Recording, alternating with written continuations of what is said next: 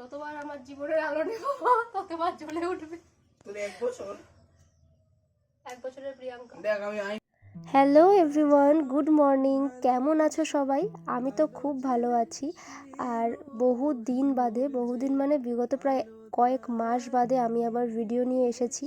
তো আর কি সকাল সকাল স্নান টান করে রেডি হয়ে গেছি, কারণ আজ ছিল আমার বার্থডে। তার সাথে আজকের দিনটা ছিল সোমবার, তো 19শে অগস্ট।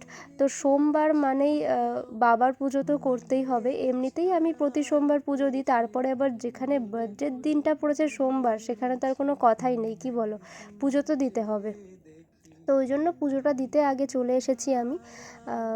শুধু বাবার পুজো নয়, পুরো পুজোটাই আজকে দিয়েছি। আমি ভাবলাম আজকের দিনটা পুজো দিয়েই স্টার্ট করা যাক, তারপরে আবার সোমবার, আর কোনো কথা নেই। তো ওই তো পুজোটা দিয়ে নিচ্ছি, আর তার সাথে সাথে তোমাদের সাথে একটু কথা বলে নিচ্ছি। আমি পুরো ভিডিওটাতেই ভয়েস ওভারই দিচ্ছি, কোনো ভিডিওতে কথা বলিনি, কারণ হয়তো আমি তোমাদের এখন বলছি যে আমি ভালো আছি, কারণ আলটিমেটলি আমি ওই সময়টায় ভালো ছিলাম না। কারণ এই যে ভিডিওটা দেখছো, এই ভিডিওটা কিন্তু আমার ফোনে করা নয়। এই ভিডিওটা ফার্স্টের শুরুটা মানে হাফ, এই পুজো টুজো এই সব জিনিসগুলো সব কিন্তু করা ছিল আমার মায়ের ফোনে। মায়ের ফোনের ক্যামেরা কোয়ালিটি অতটাও ভালো না, যদিও আমার ফোনেরটাও অতটা ভালো না, তবুও মায়ের থেকে বেটার।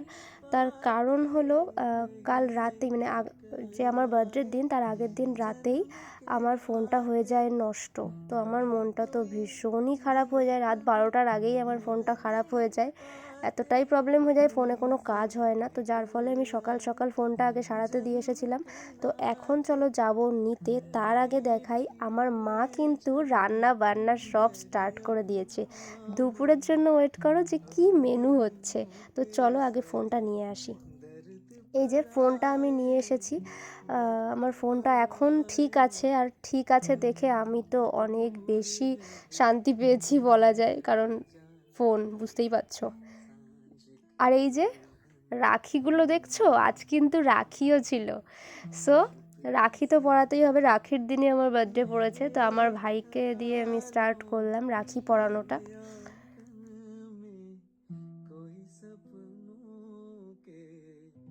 আর তারপর আর কি, নিজের বার্থডের কেক নিজেই বানাতে স্টার্ট করে দিয়েছি। কি করব, নিজে যখন থেকে কেক বানানো শিখেছি তখন থেকে কিন্তু নিজের বার্থডের কেক আমি নিজেই বানাই, আর বাইরে থেকে কিনে আনি না। তোমরা তো জানোই আমি কেক বানাই। তো কেমন হয়েছে কেকটা অবশ্যই কিন্তু জানিও।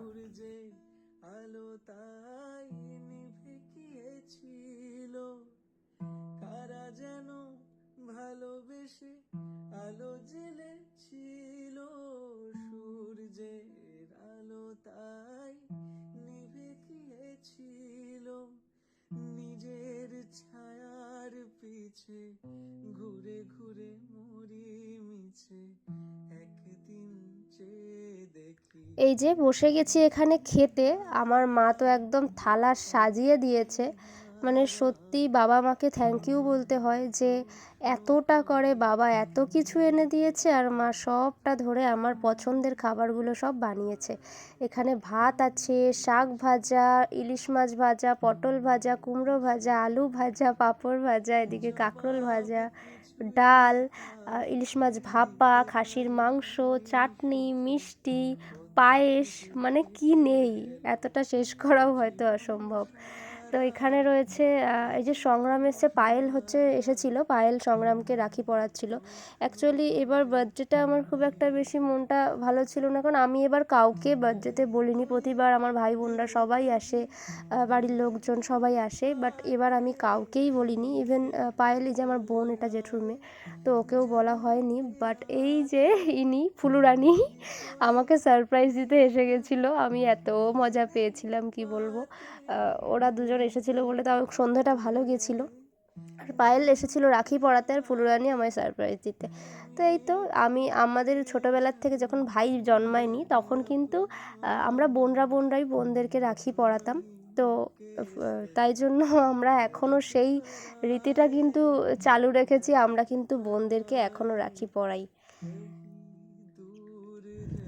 আর এবার সেই শুরুর ক্লিপটা যেটা দেখছিলে, অ্যাকচুয়ালি এটা ওই সেই ক্যান্ডেলগুলো যেগুলো হচ্ছে বারবার নেভালেও আগুনটা জ্বলে ওঠে। আর আমি বলছিলাম আমার আয়ু যতবার নিভে যাবে ততবার আমি জ্বালিয়ে উঠবো, এরকম টাইপের ব্যাপার। তো মজা করছিলাম আর বলছিলাম এই এবার তুই নে ভাত, তোকে আমি ফু দিতে পারছি না। তো আর কি এবার কেক টেক কাটলাম, কেটে খাওয়া দাওয়া হলো। তো এই মানে মোটামুটি সন্ধেটা খারাপ যায়নি আমার। সকালের দিকটা মনটা খারাপ থাকলেও যেহেতু ফোন খারাপ ছিল অতএব মনটাও খারাপ ছিল। এখন ফোনটা ঠিক হওয়াতে মনটাও ঠিক হয়ে গেছে এই আর কি। তো মাকে, ভাইকে, সবাইকে খাইয়ে দিলাম, এদিকে বোনদেরকেও খাওয়ালাম এক এক করে। আর নিজে তো খেতেই হবে কেটে সবার আগে, নাকি কি বলো? Happy birthday to me. আর এবার সেই ভাইটাল মুহূর্ত যেটা না হলে চলে না, মায়ের আশীর্বাদ। মায়ের আশীর্বাদ না থাকলে তো আমরাই থাকি না, তাই না? মা এতটাই ইম্পর্টেন্ট। তো আর এই যে পায়েসটা দেখলে আমি খেলাম, ওটা কিন্তু এই একবারই খাওয়া। আমি পায়েস একদম পছন্দ করি না, আর প্রতি বছর বার্থডেতে ওই একবার খেতে হয়। তো এরপর বেরিয়ে পড়লাম। আমি যেহেতু সংগ্রামের ভাইকে রাখি পরাই, তো ওর বাড়িতে আসলাম রাখি পরাতে। তো রাখি টাখি পরিয়ে তারপরে যে আমার পুচকুর কাছে আসলাম। আমার পুচকুকেও কিন্তু আমি ছোটোর থেকেই রাখি পরাই, মানে ও যখন ছোট তখন থেকে। আর ও আমায় কিন্তু রাখি পরিয়েছে, চলো দেখতে পাবে। আর এরপর দেখবে পুচকুর একটা ডান্স, আমি অল্প একটু ক্লিপ নিয়েছি কারণ কপিরাইট পড়ে যাবে তাই। তো দেখতে পারবে তোমরা এখনই।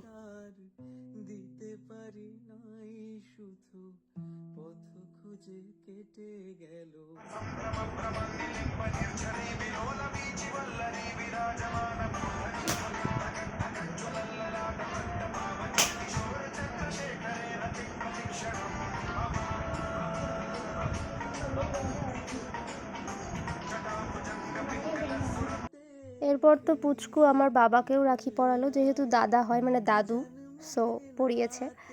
আর এখানে ফুলুরানি আমার জন্য একটা গিফট নিয়ে এসছে আমি দেখলাম, তো সেটাই আমি খুলে দেখছিলাম। আমি তো খুব এক্সাইটেড ছিলাম যে এবারে বার্থডে ফার্স্ট গিফট বলা যায় ফুলুর দিক থেকেই নেওয়া।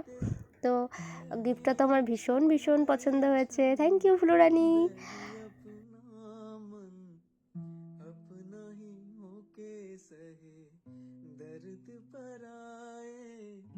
সো এভাবেই আজকের দিনটা শেষ করলাম। বাই।